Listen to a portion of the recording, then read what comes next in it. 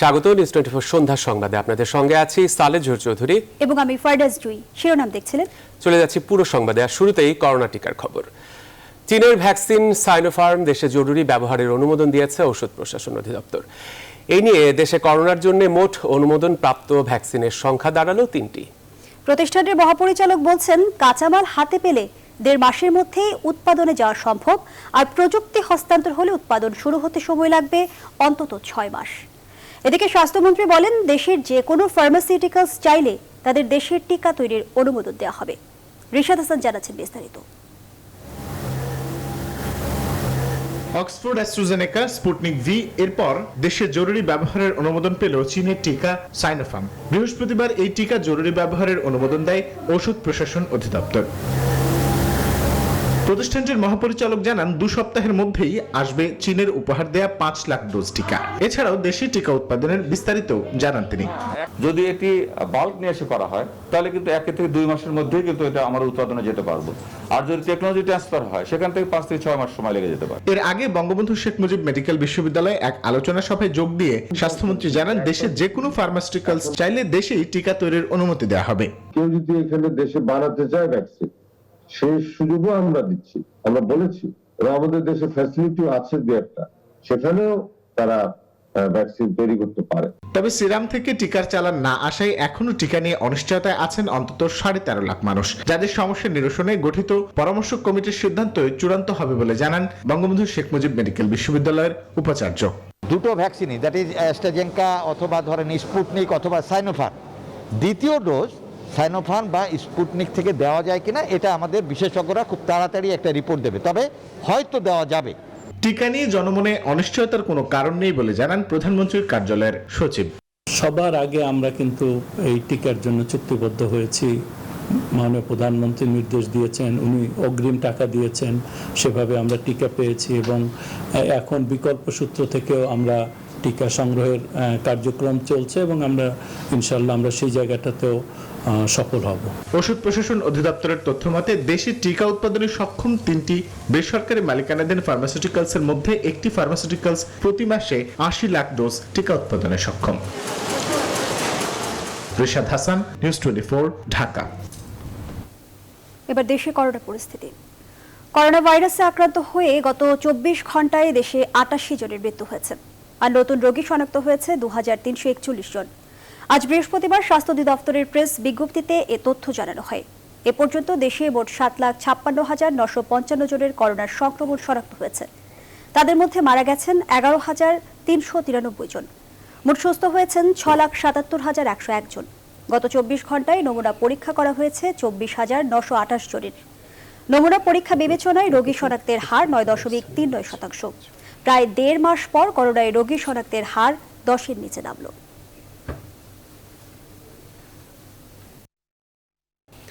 তৃতীয় ধাপের লকডাউনেও স্বাভাবিক রাজধানীর জনজীবন। তবে স্বাস্থ্যবিধি মানা শর্তে ব্যবসা প্রতিষ্ঠান পরিচালনা করছেন কেউ কেউ, আবার কোথাও কোথাও স্বাস্থ্যবিধির ব্যবস্থাপনা নিয়ে রয়েছে নানা অভিযোগ। মাস্ক ব্যবহারে উদাসীনতা দেখা গেছে বিভিন্ন বিপণী বিতানে। এদিকে চলমান বিধিনিষেধে গণপরিবহন ছাড়া অন্যান্য যানবাহন আজও স্বাভাবিক দিনের মতো ছিল। আরিফিন শাকিলকে সাথে নিয়ে বিস্তারিত জানাচ্ছেন তালুকদার বিপ্লব। রাজধানীর ধানমন্ডি রাফা প্লাজার দোকানীদের অভিযোগ, সরকার ঘোষিত স্বাস্থ্যবিধি মানার ব্যবস্থা করা হয়নি এখানে। আমার মেয়েটা হঠাৎ করে একটু বায়না ধরছে একটু কাপড় কিনতো, আমি চিন্তা করলাম মার্কেটে আসলে ভিড় আছে কিনা। ম্যানেজমেন্ট যদি কঠোর হইতো, আমাদের যারা ওই যে নিচের নিরাপত্তা আছে তাদেরকে বলতে যে প্রত্যেকটা কাস্টমারকে আপনি মাস্ক এবং হ্যান্ড স্যানিটাইজার দিতে। বৃহস্পতিবার লকডাউনের তৃতীয় ধাপের প্রথম দিনে এমন চিত্র দেখা যায় রাজধানীর বেশ কিছু শপিং মলে। তবে আজ মৌচাক এলাকার কয়েকটি মার্কেটে প্রবেশ করতে স্বাস্থ্যবিধি মানাই ছিল প্রথম শর্ত। এমনকি স্বাস্থ্যবিধি মেনে দোকান পরিচালনা করতে অঙ্গীকারবদ্ধ এখানকার ব্যবসায়ীরা। নির্দেশনা অনুযায়ী আমরা দোকানপাট চালাচ্ছি, তবে আশানুরূপভাবে আমরা কাস্টমার পাচ্ছি না। স্বাস্থ্যবিধি আমরা যথেষ্ট পরিমাণে যতটুকু বলা হয়েছে আমাদের দেশে আইনগতভাবে আমরা ততটুকুই মানছি। এদিকে লকডাউনে গণপরিবহন বন্ধ রয়েছে, তবে অনেকটাই বাধা ছাড়া চলছে বিভিন্ন যানবাহন। নানা অজুহাতে ঘর থেকে বের হচ্ছেন অনেকে। আমি বেরিয়েছি তো, আমার বাল বাচ্চা আছে, দুটো ছেলে আছে, মেয়ে আছে, ওদেরকে খাওয়াইতে হবে না, বাসায় বাজার টাজার করতে হবে, কাজের জন্য দেখি কাজ করা যায় কি না, কতটুকু করা যায়। তবে স্বাস্থ্যবিধি মানতে এবং প্রয়োজন ছাড়া যাতে কেউ ঘর থেকে বের না হতে পারে তার জন্য কঠোর পদক্ষেপ নেওয়ার পরামর্শ সচেতন মহলের। তালুকদার বিপ্লব, নিউজ 24, ঢাকা। করোনা পরিস্থিতির মধ্যে স্বাস্থ্যবিধি মেনে গণপরিবহন চালুর দাবি জানিয়েছে বাস ট্রাক ওনার্স অ্যাসোসিয়েশন। পাশাপাশি করোনায় ক্ষতিগ্রস্ত পরিবহন মালিক শ্রমিকদের জন্য বিশেষ প্রণোদনার দাবিও জানিয়েছেন তারা। রাজধানীতে এক সংবাদ সম্মেলনে এসব দাবি জানিয়েছে পরিবহন সংশ্লিষ্টরা। বিস্তারিত জানাচ্ছেন প্লাবন রহমান। এখনো আশঙ্কাজনক দেশের করোনা পরিস্থিতি। প্রতিদিন প্রাণঘাতী এই ভাইরাসে জীবন হারাচ্ছে প্রায় 100-র কাছাকাছি মানুষ। এর মধ্যে সরকারের কঠোর বিধিনিষেধ চললেও গণপরিবহন ছাড়া যেন সবকিছুই অনেকটা স্বাভাবিক। চলছে দোকানপাট, শপিং মলও। রাজধানীতে জট লাগছে ব্যক্তিগত যানবাহনের, কিন্তু গণপরিবহন বন্ধ থাকায় এ সময় বিপাকে সংশ্লিষ্ট শ্রমিক মালিকরা। কোনো সংগঠন নেতা আমাদের পাশে দাঁড়ায়নি। আমাদের দিন আনা দিন খাওয়া, এখন যে কষ্টটা আছে, কষ্টটা মানে আমরা ছাড়া আর স্বয়ং আল্লাহ ছাড়া কেউ বুঝবে না। এমন পরিস্থিতিতে গণপরিবহন চালুর দাবিতে গাবতলীতে বিক্ষোভ করেছে পরিবহন মালিক শ্রমিকরা। তথ্য বলছে, প্রতিদিন কমপক্ষে 2 কোটি যাত্রী বিভিন্ন গণপরিবহনে সড়ক পথে যাতায়াত করে, যে খাতের সঙ্গে প্রায় 3 লাখ বাস, মিনিবাসের 30 লাখ শ্রমিকের জীবন জীবিকা নির্ভরশীল। পরিস্থিতি বিবেচনায় তাই স্বাস্থ্যবিধি মেনে পরিবহন চালুর দাবি বাস ট্রাক ওনার্স অ্যাসোসিয়েশনের। দেশের স্বার্থে, জনগণের স্বার্থে পুনরায় এই দুর্যোগ সময় কঠোর স্বাস্থ্যবিধি মেনে গণপরিবহন পরিচালনা করার সুযোগ দানে আকুল আবেদন। মূলত 4 দফা দাবি নিয়ে রাজধানীর গাবতলীতে এই সংবাদ সম্মেলনের আয়োজন করে বাস ট্রাক ওনার্স অ্যাসোসিয়েশন। সেক্ষেত্রে করোনায় ক্ষতিগ্রস্ত পরিবহন মালিক শ্রমিকদের জন্য বিশেষ প্রণোদনা তহবিল বরাদ্দেরও দাবি তাদের। ক্ষতিগ্রস্ত গণপরিবহন মালিকদের গাড়ি মেরামত এবং কর্মরত শ্রমিক কর্মচারীবৃন্দের বেতন, ঈদ বোনাস, পুনর্বাসনের জন্য বিশেষ প্রণোদনা হিসাবে 5,000 কোটি টাকা বিশেষ প্রণোদনা তহবিল থেকে স্বল্প সুদে সহজ সত্ত্বে 5,000 কোটি টাকা বরাদ্দের আবেদন। সর্বোপরি করোনার এই দুঃসময়ে দেশের অর্থনীতির অন্যতম প্রধান পরিবহন খাতে সরকারকে পাশে চাই সংশ্লিষ্টরা। প্লাবন রহমান, নিউজ 24, ঢাকা। করোনা ভাইরাসের কারণে উদ্ভূত পরিস্থিতিতে ঢাকা বিশ্ববিদ্যালয়ের 2020-21 সালের স্নাতক সম্মান প্রথম বর্ষের ভর্তি পরীক্ষা পিছিয়েছে। বৃহস্পতিবার ভর্তি কমিটির জরুরি সভার সিদ্ধান্তে ভর্তি পরীক্ষার তারিখ পুনর্নির্ধারণ করা হয়েছে। নতুন তারিখ অনুসারে 6 অগাস্ট ক, 7 অগাস্ট খ, 13 অগাস্ট গ এবং 14 অগাস্ট খ ও 6 ইউনিটের পরীক্ষা হবে 31 জুলাই।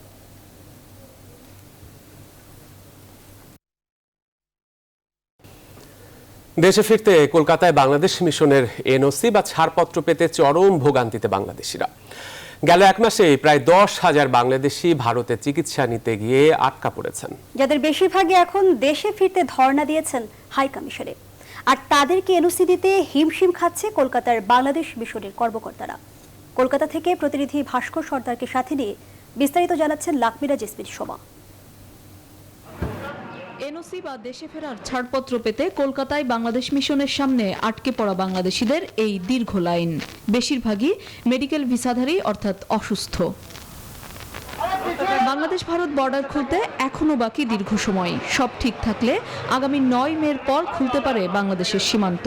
এমন পরিস্থিতিতে কেউ কেউ রোগী নিয়ে রাস্তার উপরই রাত কাটাচ্ছেন। এমন অমানবিক দৃশ্য দেখে মুমূর্ষু রোগীদের মিশনে বা কোথাও সামান্য থাকার ব্যবস্থা করে দিচ্ছেন মিশন কর্মকর্তারাই।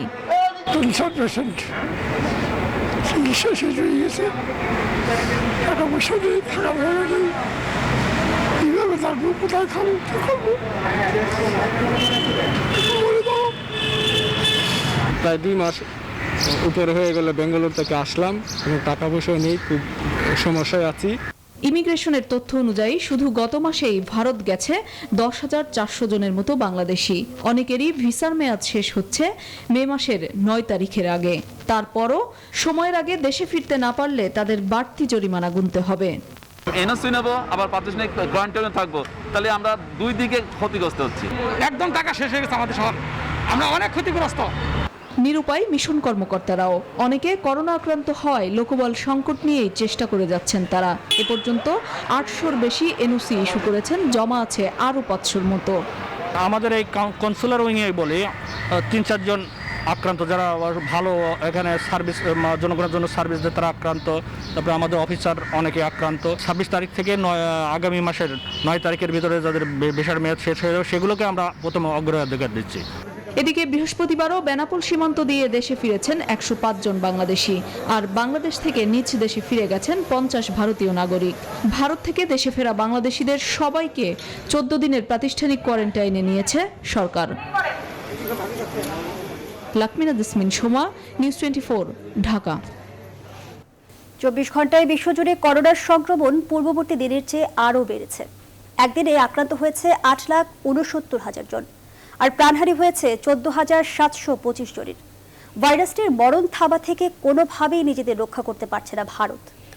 একদিনে আবারও সর্বোচ্চ শনাক্ত মৃত্যুর রেকর্ড গড়েছে দেশটি।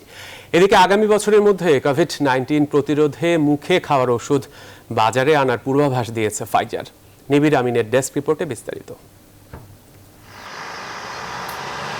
করোনা ভাইরাসের মরণ থাবায় জর্জরিত হয়ে পড়েছে ভারত। কোনোভাবেই সংক্রমণে লাগাম টানতে পারছে না মোদি প্রশাসন। 24 ঘন্টায় একই সাথে করোনা শনাক্ত ও প্রাণহানি উভয়েরই রেকর্ড গড়েছে দেশটি। একদিনে সংক্রমণ ঘটেছে 3,79,000-এর বেশি, প্রাণহানি 3,647 জন। দেশটিতে শনাক্ত হওয়া নতুন করোনা ভ্যারিয়েন্টটি মারাত্মকভাবে প্রকোপ ছড়াচ্ছে বলে ধারণা করা হচ্ছে। তবে ভারতের নতুন করোনা ভ্যারিয়েন্টের বিরুদ্ধে তাদেরই টিকা কোভ্যাক্সিন কার্যকর ভূমিকা রাখতে পারে বলে মন্তব্য করেছেন যুক্তরাষ্ট্রের হোয়াইট হাউসের প্রধান চিকিৎসা উপদেষ্টা ডক্টর অ্যান্থনি ফাউসি। ব্রাজিলেও অব্যাহত রয়েছে সংক্রমণের ঊর্ধ্বগতি। একদিনে 77,000-এর বেশি আক্রান্ত ও 3,000-এর অধিক প্রাণহানি হয়েছে দেশটিতে, আর 24 ঘন্টায় 55,000-এর বেশি করোনা রোগী শনাক্ত হয়েছে যুক্তরাষ্ট্রে, প্রাণহানি 8 শতাধিক। তবে মহামারীর তাণ্ডবের এমন পরিস্থিতিতে ইতিবাচক তথ্য দিলেন বায়োএনটেকের প্রধান উঘুর সাহিন। তিনি বলেন, আগামী 4 মাসের মধ্যে ইউরোপ করোনার বিরুদ্ধে হার্ড ইমিউনিটি অর্জন করতে সক্ষম হবে বলে আশাবাদী তিনি। আর আগামী বছর নাগাদ করোনা প্রতিরোধে মুখে খাওয়ার ওষুধ আসতে পারে বলে জানিয়েছেন ফাইজারের প্রধান নির্বাহী কর্মকর্তা আলবার্ট বোরলা। এদিকে করোনা মহামারী গণমাধ্যমের স্বাধীনতার জন্য হুমকি স্বরূপ হয়ে দাঁড়িয়েছে বলে বুধবার মন্তব্য করেছেন জাতিসংঘের মহাসচিব অ্যান্টোনিও গুতেরেস। এখন পর্যন্ত বিশ্বজুড়ে ভাইরাসটি থেকে সুস্থ হয়েছে 12,82,00,000-এরও বেশি মানুষ। নিবির আমিন, নিউজ 24। চলমান করোনা পরিস্থিতি স্বাভাবিক হলে আগামী 23 মে থেকে দেশের সকল শিক্ষা প্রতিষ্ঠান খুলে দেওয়া হবে বলে জানিয়েছেন শিক্ষা মন্ত্রণালয়ের মাধ্যমিক ও উচ্চ শিক্ষা সচিব মোহাম্মদ মাহবুব হোসেন। বৃহস্পতিবার করোনার ক্ষতি পুষিয়ে নিতে 2021-20 অর্থ বছরের করোনায় বিপর্যস্ত বাজেট কেমন হওয়া উচিত শীর্ষক ভার্চুয়াল সংলাপে একথা বলেন সচিব। তিনি বলেন, শিক্ষা প্রতিষ্ঠান খোলার ব্যাপারে আগের সিদ্ধান্তই বহাল রয়েছে, সেই মোতাবেক শিক্ষা প্রতিষ্ঠানগুলোকে ব্যবস্থা নিতে নির্দেশনা দেওয়া হচ্ছে বলেও জানান তিনি। নবগঠিত 10 সদস্যের মেডিকেল বোর্ডের চিকিৎসক দল বিএনপি চেয়ারপারসন খালেদা জিয়ার পুরনো রোগের পরিস্থিতি বোঝার চেষ্টা করছেন। এর জন্য বেশ কয়েকটি মেডিকেল চেকআপের সিদ্ধান্ত নিয়েছেন তারা। এই মুহূর্তে বেগম জিয়ার স্বাস্থ্যের অবস্থা স্থিতিশীল রয়েছে। চিকিৎসক দলের এক সদস্য টেলিফোনে নিউজ 24-কে এসব তথ্য জানিয়েছেন। এখনও পরীক্ষা নিরীক্ষা চলছে, কারণে আনুষ্ঠানিক কোনো প্রতিক্রিয়া তারা দিচ্ছেন না। রাজধানীর বসুন্ধরার এভারকেয়ার হাসপাতালে গেল মঙ্গলবার ভর্তি হন বেগম জিয়া। গতকাল 10 সদস্যের মেডিকেল বোর্ড গঠন করে হাসপাতাল কর্তৃপক্ষ।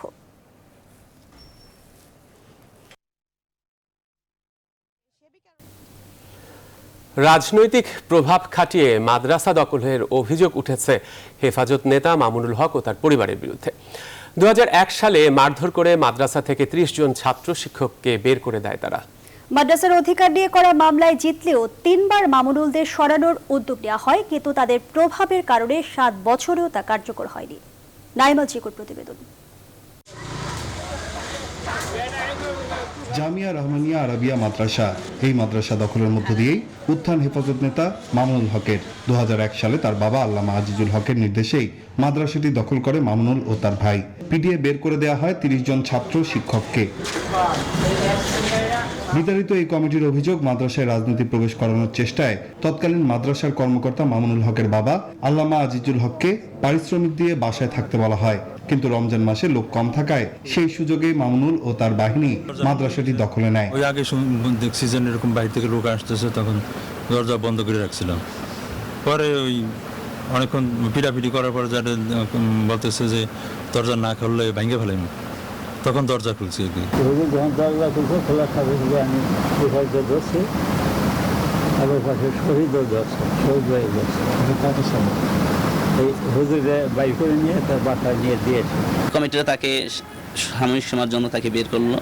তো এখন পরবর্তীতে যখন আবার ক্ষমতা যখন সরকার পরিবর্তন হলো, তখন আবার তারা এই মাদ্রাসাকে দখল করলো। পরে বিতাড়িত কমিটি এই মাদ্রাসার পাশেই একই নামে খুলে আরও একটি মাদ্রাসা। পুরনো মাদ্রাসাটি হাতছাড়া হলেও এখনও তারা মাদ্রাসার ছবি ও ব্যাংক অ্যাকাউন্ট ব্যবহার, মাদ্রাসার খাজনা সহ অধিকাংশ খরচই বহন করছে। 2001 সাল থেকে আজ 2021 সাল পর্যন্ত প্রতি বছরের যে ট্যাক্স, খাজনার যে রসিদ আছে, এই রসিদের ট্যাক্স আমরাই দিয়ে আসতেছি। তারা এর কোনো রসিদ দেখাইতে পারবে না। কমিটির নামে মাদ্রাসা, কমিটি যারা থাকবে তারাই মাদ্রাসা, তো কমিটিতে সব আমাগো। এরপরে তারা যাই কেস করছে কমিটি, এই কেস করে এই কেস 3 বার উচ্ছেদের অর্ডার হয়েছে। উচ্ছেদ করা আমরা পারি নেই। মাদ্রাসা দখলের মধ্য দিয়ে শুরু হলেও ধর্মীয় শিক্ষামূলক প্রতিষ্ঠানই পরবর্তী সময়ে হয়ে ওঠে মামুনুল ও তার পরিবারের প্রধান বাণিজ্য। সাধারণ মানুষকে ধর্মের নামে প্রতারণা করে গড়ে তুলেছেন অর্থ সম্পদের পাহাড়। নাইম আলচিকো, নিউজ 24, ঢাকা। নিউজ 24 সন্ধ্যার সংবাদের সময় হলো একটা বিরতির। সাথেই থাকুন। বিরতির পর আবারও স্বাগত। দেখছেন নিউজ 24 সন্ধ্যার সংবাদ। আগামী 3 জুন ঘোষণা হতে পারে 2021-22 অর্থ বছরের জাতীয় বাজেট। মহামারীকালের এই বাজেট সামনে রেখে সারা দেশের ব্যবসায়ী সংগঠনগুলো সরকারের কাছে এরই মধ্যে অসংখ্য প্রস্তাব তুলে ধরেছেন। এফবিসিসিআই সাবেক 2 সভাপতির মতে বাজেট বাস্তবায়নে সবার আগে নজর দিতে হবে সামাজিক নিরাপত্তা ও স্বাস্থ্য খাতে। এক্ষেত্রে শুধু বরাদ্দ বাড়ানো নয়, তার গুণগত ব্যয় নিশ্চিত করারও তাগিদ দিয়েছেন তারা। বিস্তারিত জানছেন বাবু কামরুজ্জামানের রিপোর্টে। করোনা ভাইরাসের থাবায় গত বছরের মার্চ থেকেই বিপর্যস্ত দেশের অর্থনীতি। বহুদিন থমকে ছিল উৎপাদনের চাকা। নিম্ন আয়ের মানুষ জীবন জীবিকা নিয়ে আছেন চরম বিপর্যয়ে। কমেছে আমদানি রপ্তানি বাণিজ্যও। রেমিটেন্স বা প্রবাসী আয় ছাড়া অর্থনীতির প্রায় সব সূচকই হয়েছে নেতিবাচক। এমন বাস্তবতায় আগামী 3 জুন ঘোষণা হতে যাচ্ছে 2021-22 অর্থ বছরের জাতীয় বাজেট, যেখানে নতুন বাজেটের আকার ছাড়িয়ে যাচ্ছে 6 লাখ কোটি টাকা। প্রথমবারের মতো ঘাটতি বাজেট ছাড়াচ্ছে 2 লাখ কোটি, যা দেশের ইতিহাসে সর্বোচ্চ। তবে চলতি অর্থ বছরের তুলনায় কিছুটা কমিয়ে 7% ঘরে রাখা হচ্ছে জিডিপি প্রবৃদ্ধির লক্ষ্যমাত্রা। মহামারীর এই বাজেটে সামাজিক সুরক্ষা নিশ্চিত করার পাশাপাশি স্বাস্থ্য ব্যবস্থার উন্নয়নে বিশেষ নজর দেওয়ার তাগিদ দিয়েছেন ব্যবসায়ীদের শীর্ষ সংগঠন এফবিসিসিআইয়ের সাবেক 2 সভাপতি। আমাদের মেডিকেল ফ্যাসিলিটি যা আছে তা হয়তো বর্তমানে সেটা মোকাবেলা করা যাচ্ছে, অনেক জায়গায় করা যাচ্ছে না, কিন্তু এটা যদি আরো সংক্রমণ বাড়ে এই পরিস্থিতিতে, তখন কিন্তু মোকাবেলা করা কঠিন হয়ে যাবে। গত বাজেটের অনেকাংশেই আমরা এডিপি গুলো বাস্তবায়ন করতে পারিনি। আমাদের এই এডিপি বাস্তবায়নের ক্ষেত্রে যথেষ্ট নজর দেওয়া দরকার। কৃষক যাতে কৃষিকাজটা নির্বিঘ্নে করতে পারেন সেই দিকে বিশেষ খেয়াল রাখা দরকার। আসছে বাজেটে সামাজিক নিরাপত্তা কর্মসূচিতে বরাদ্দ দেয়া হচ্ছে 1,02,000 কোটি টাকা, যা চলতি অর্থ বছরের তুলনায় 7,000 কোটি টাকা বেশি। তবে বাজেটীয় আয়ের বড় অংশের নির্ভরতা এনবিআরের রাজস্ব সংগ্রহের লক্ষ্য ধরা হয়েছে 3,30,000 কোটি টাকা। বিপর্যস্ত অর্থনীতি পুনরুদ্ধার এবং মহামারীকালের বাজেট বাস্তবায়ন সরকারের বাড়তি চ্যালেঞ্জ বলে মনে করছেন এই ব্যবসায়ীরা। বাজেটের আকার বৃদ্ধির চেয়েও বাজেটের ইমপ্লিমেন্টেশনকে যাতে আমরা, কারণ আমাদের অনেক বাধা আছে এই কোভিডের কারণে। এটা একটা বড় বাজেট, গতবারের তুলনায় বড়, সেজন্য চ্যালেঞ্জও কিন্তু বহুমুখী হবে। বিশেষ করে রাজস্ব আদায়টা সবচেয়ে বড় চ্যালেঞ্জ হয়ে দাঁড়াবে এমন সময়, সেই দিকটাকে দেখতে হবে। স্বাস্থ্য খাতের বরাদ্দ এবং বাস্তবায়ন কতটা দক্ষতার সঙ্গে করা হচ্ছে তার উপর অর্থনীতি পুনরুদ্ধারের অনেকটা নির্ভর করবে বলে মনে করছেন ব্যবসায়ীরা। বাবু কামরুজ্জামান, নিউজ 24, ঢাকা।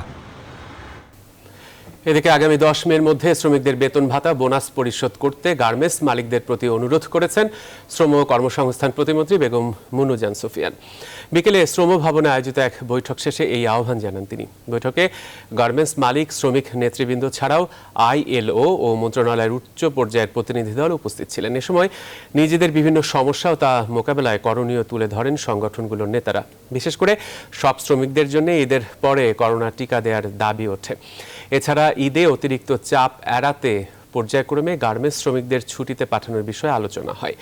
করোনার মাঝেও কারখানা খোলা রাখায় সরকারি সিদ্ধান্তের কারণে গার্মেন্টস শ্রমিক, মালিক সবাই উপকৃত হয়েছে বলে জানান শ্রম প্রতিমন্ত্রী। মনে হয় ওইভাবে আমরা মে মাসে আর অধিক না এগুলোই ভালো হয়। এর আগের যে বেতন মজুরিগুলো আর বোনাস এটা যেন দিয়ে দেওয়া হয়, এটা যেন দিয়ে দেন আপনারা। মালিক ভাইদের আমি অনুরোধ করব, আপনাদের কষ্ট হলেও আপনারা দিয়ে দেবেন, এবং এটা আমি দৃঢ়ভাবে বিশ্বাস করি। এবারে সারার সৌজন্যে ঈদবাজারের খবর।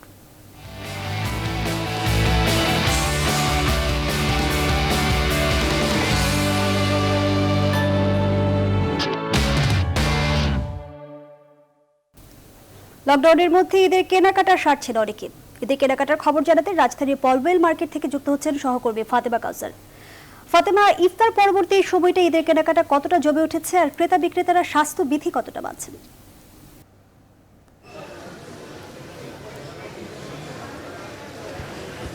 জুই, আসলে যেহেতু রমজানের সময় সবাই আসলে ইফতারের আগেই বেশিরভাগ মার্কেটে এসে তাদের কেনাকাটাটা সারেন।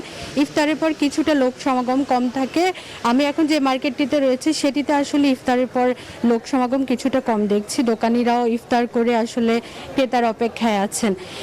তবে তারা বলছিলেন যে এবার যেহেতু লকডাউনের মধ্যে তাদের শপিং মলগুলো খোলা হয়েছে, সেজন্য আসলে বেচা বিক্রি কিছুটা কম। তবে তারা প্রত্যাশা করছেন যেহেতু আরও 14 দিনের মতো সময় আছে, এই সময়টাতে আসলে তাদের বেচা বিক্রিটা হয়তো বা সামনের দিকে বাড়বে।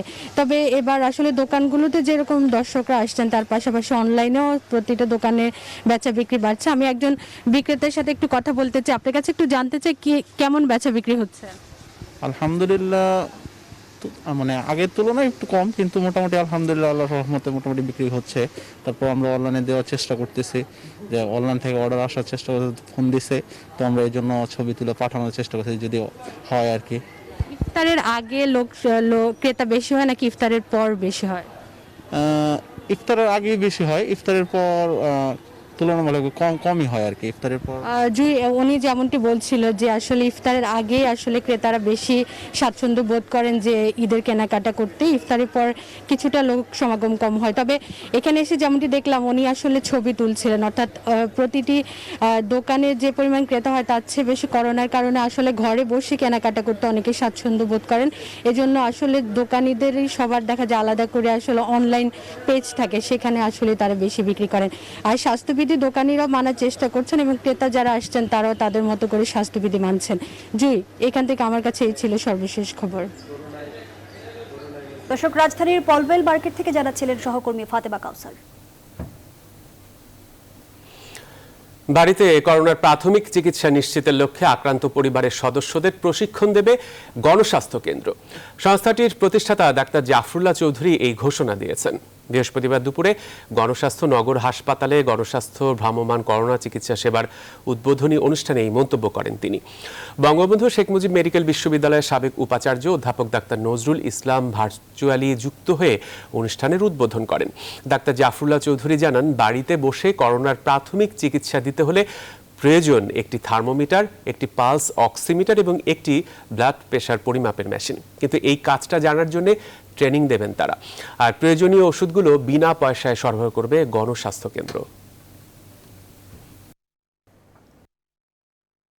চট্টগ্রামের পতেঙ্গায় কর্ণফুলী নদীতে একটি তেলের ট্যাঙ্কারে অগ্নিকাণ্ডে প্রাণ হারিয়েছেন 2 জন, দগ্ধ হয়েছেন আরও 2 জন। তাদেরকে চট্টগ্রাম মেডিকেল কলেজ হাসপাতালের বার্ন ইউনিটে ভর্তি করা হয়েছে। তাদের অবস্থা আশঙ্কাজনক বলে জানিয়েছেন চিকিৎসকরা। ফায়ার সার্ভিস জানায়, আজ সকাল 6:30টার দিকে কর্ণফুলী নদীর 9 নম্বর ঘাট এলাকায় এই অগ্নিকাণ্ডের ঘটনা ঘটে। খবর পেয়ে ঘটনাস্থলে আসে নৌবাহিনী ও ফায়ার সার্ভিসের 3টি ইউনিট। প্রায় 1 ঘন্টার চেষ্টায় আগুন নিয়ন্ত্রণে আনে তারা। তবে কী কারণে আগুনের সূত্রপাত হয়েছে তা উদ্ঘাটনে তদন্ত চলছে বলে জানায় তারা।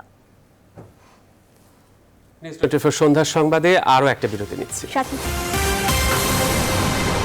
আবারও স্বাগত নিউজ 24 সন্ধ্যার সংবাদে। এবার আন্তর্জাতিক প্রসঙ্গ। করোনা সংক্রমণের মৃতের হারের ঊর্ধ্বগতির মধ্যে শেষ হলো ভারতের পশ্চিমবঙ্গ বিধানসভা নির্বাচনের শেষ দফার ভোট গ্রহণ। শেষ দফার ভোটেও সকাল থেকেই বিভিন্ন স্থানে শুরু হয় বিক্ষিপ্ত সংঘর্ষ। এবারের দফায় ভোটের লাইনে শারীরিক দূরত্ব বজায়ের ক্ষেত্রে বাড়তি গুরুত্ব দেওয়া হয়। এর আগে বিধানসভার 7 দফা ভোট অনুষ্ঠিত হয়। আগামী 2 মে সিংহভাগ আসনের ভোটের ফলাফল ঘোষণা করার কথা রয়েছে। তবে কোভিড-19 সংক্রমণ রোধে বিজয় মিছিল বের করা থেকে বিরত থাকার নির্দেশ দিয়েছে নির্বাচন কমিশন। মার্কিন সরকারের দায়িত্ব গ্রহণের 100 দিনের মাথায় কংগ্রেসের যৌথ অধিবেশনে ভাষণ দিয়েছেন president Joe Biden. Corona virus মহামারী মোকাবেলায় সরকারের ব্যর্থতা, জলবায়ু চুক্তি থেকে সরে আসায় যুক্তরাষ্ট্রের ভাবমূর্তি বিশ্বব্যাপী ক্ষতিগ্রস্ত হয়েছিল। তবে সেসব ভুলে এখন শুধুই সামনে এগিয়ে যেতে চান জো বাইডেন। করোনার ক্ষতি কাটিয়ে উঠতে এবং অর্থনীতিকে চাঙ্গা রাখতে $1,80,000 কোটি আরও একটি প্রণোদনা প্যাকেজের ঘোষণা দেন বাইডেন। এছাড়া চীনের সঙ্গে প্রতিযোগিতায় যুক্তরাষ্ট্রের বৈদেশিক নীতিতে সবচেয়ে বড় চ্যালেঞ্জ বলে বাইডেন বারবার উল্লেখ করেন। এবার ফার্স্ট সিকিউরিটি ইসলামী ব্যাংক অর্থ বাণিজ্যের সংবাদ।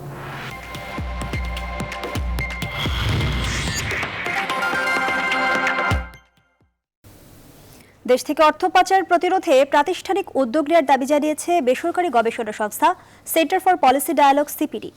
বৃহস্পতিবার ভার্চুয়াল মাধ্যমে আয়োজিত এক মিডিয়া ব্রিফিংয়ে এমন সুপারিশ তুলে ধরে গবেষণা প্রতিষ্ঠানটি। এছাড়া আগামী অর্থ বছরের জাতীয় বাজেটে ধনীদের আয়কর বাড়ানো এবং ইন্টারনেটের সম্পূরক শুল্ক ও সোর্স ট্যাক্স প্রত্যাহারের সুপারিশ জানায় সংস্থাটি। বাজেটে স্বাস্থ্য, সামাজিক নিরাপত্তা, কৃষি ও শিক্ষার উপর অধিক গুরুত্ব দেওয়ার কথা বলেন বক্তারা। বলেন, স্বাস্থ্যসেবার গুরুত্বপূর্ণ পণ্য আমদানির ক্ষেত্রে শুল্ক মওকুফ করা উচিত।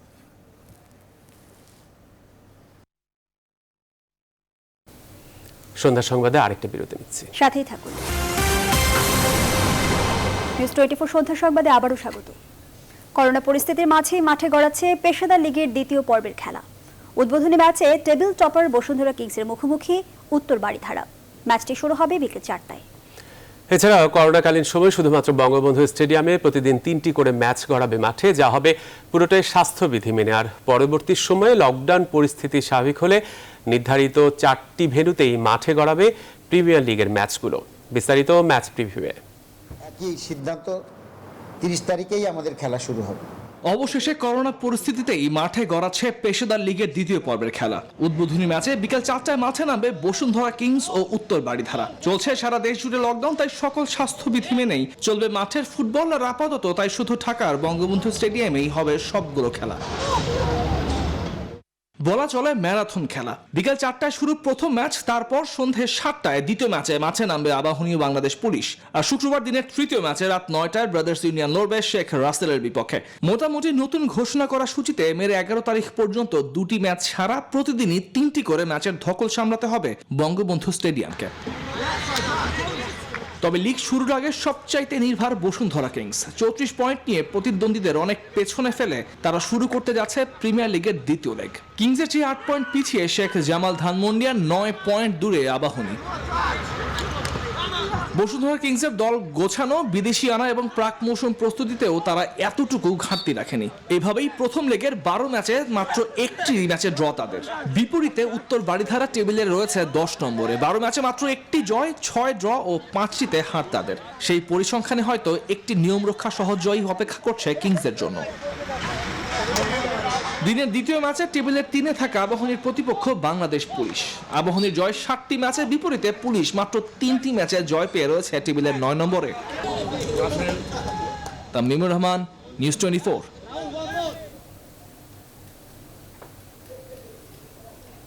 আর এই ছিল এখনকার সংবাদে। এতক্ষণ সাথে থাকাই ধন্যবাদ সবাই।